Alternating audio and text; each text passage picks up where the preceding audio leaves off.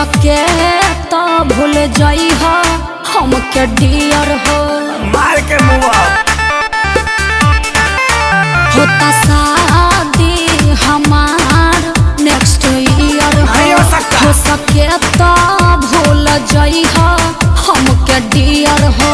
हमरा दुल्हन बने के फीलिंग अंदर जागता। तनी ओकर फोटोवा देखाइबे ला देखा आई हो रामाथु एक और आदिला दरिया हौ समंदर लगाता। हौ का अरे कर पेटा बा।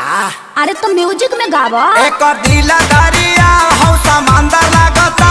एक और दिल दरिया हौ समंदर लगाता।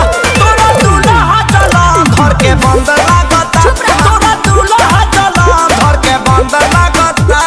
तू का बड़ा छुछुंदर ना सुंदर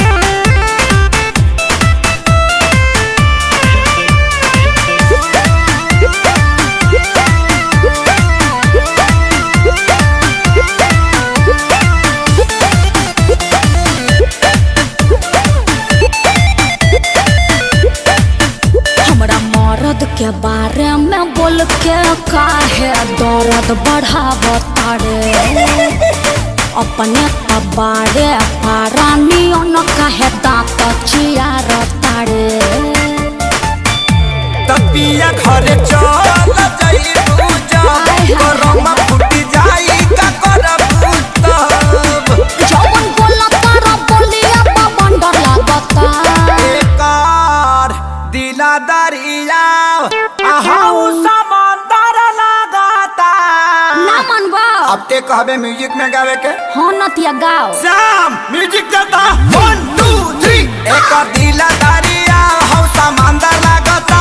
एक दिला दरिया हौ समंदर लगाता। तोरा दूल्हा चला घर के बंदर लगाता। तोरा दूल्हा चला घर के बंदर लगाता।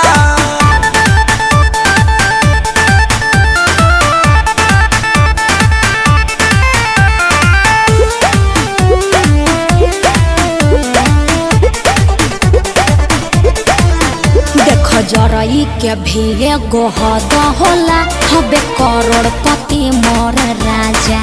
अच्छा तोहरा नियन लइका ढेरे उनकर अगोर तारे दरा बाजा। कि बाबू ताहर खोजले बूढ़ा भाता तू दिही नहीं अखिलेश के सारी डाला प्यार। होता हर देखे में नियतिया लफंदर लागता।